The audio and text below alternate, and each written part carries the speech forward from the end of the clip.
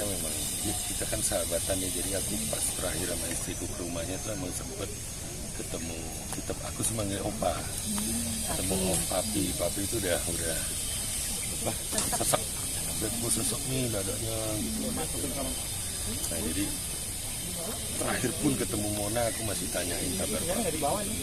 Mona bilang papi alhamdulillah udah mendingan, udah tinggal. Ya kan papi ini sebenarnya ini panutan kita. Jadi selain papi ini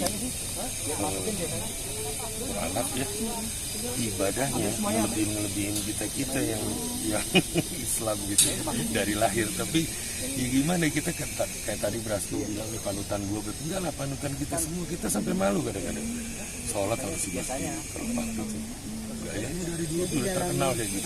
Dalam keadaan sakit pun Masya Allah, jadi nggak sholat di masjid. Dan alhamdulillah meninggalnya juga Masya Allah ya, lagi baru selesai wudhu mau sholat malam, mau sholat tahajud. Jadi meninggalnya Insya Allah dalam keadaan bersuci, walaupun katanya nggak sempat menunaikan sholat qiyamul lail, tapi Insya Allah udah dicatat Allah. Dan alhamdulillah maksudnya meninggalnya ya Insya Allah lah ya Mbak ya, Insya Allah. Udah langsung jalanin semua. Kenangan terakhir apa sih Bang Deddy? Terakhir pas kita ke rumahnya, kita kebetulan Mona kan curhat gitu ya, Fred, coba deh lo ketemu sama manusia gitu. Udah akhirnya kita masuk ke kamarnya dan ya kita bercanda lah gitu, semangatin papi. Tapi waktu itu memang situasinya, kondisinya papi udah sesak banget, jadi udah pakai oksigen kan gitu. Dan kita juga tadinya nggak kepengen, nggak semua orang kalau lagi sakit kan nyaman untuk dijemur gitu lah. Jadi aku nunggu kode aja dari Mona, begitu Mona bilang nggak apa-apa nih Estel kesini aja gitu. Jadi ya alhamdulillah kita masih dikasih rezeki untuk dijenguk papi ya gitu. Ketemu ya.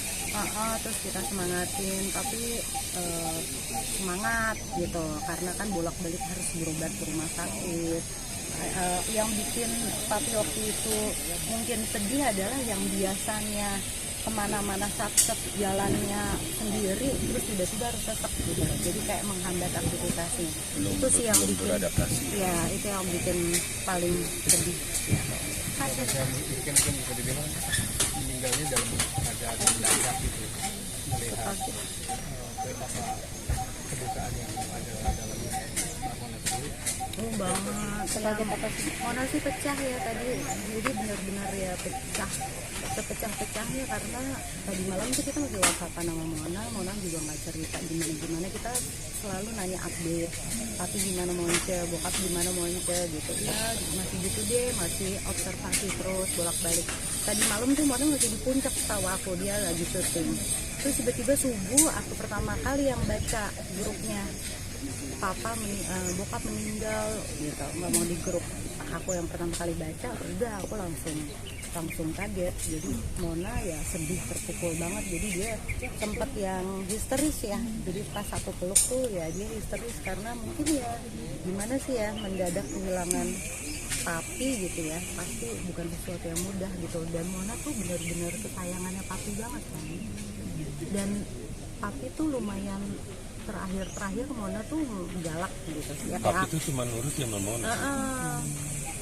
Jadi terakhir tuh papi agak sulit dinasehatin, kayak papi jangan dong, jangan banyak gerak, nggak usah jalan sendiri, nggak usah pulang ke Bekasi.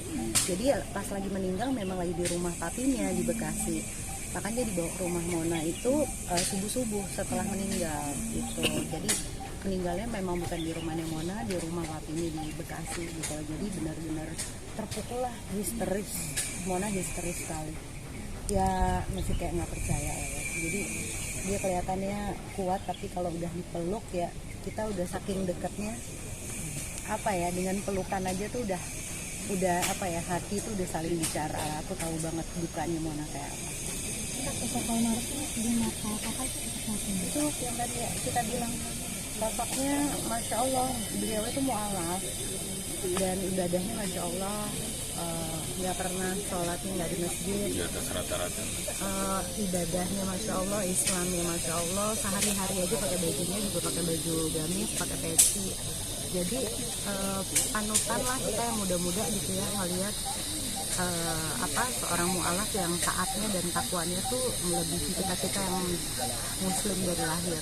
Waktu sakit kemarin Mona itu bilang yang bikin dia sedih itu kenapa dia sakit jadinya dia nggak bisa ke masjid gitu, jalan gitu, dia sedihnya di situ gitu. Jadi gila banget ya, maksudnya ibadahnya bukan main gitu, makanya alhamdulillah yang meninggalnya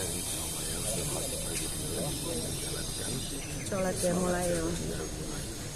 Doanya bu ayah buat amak Ya, yang pasti mudah-mudahan diampuni segala kesalahan, kehilafan, dosa-dosanya, diterima amal ibadahnya, diberikan lapang kubur, diterangi alam kuburnya.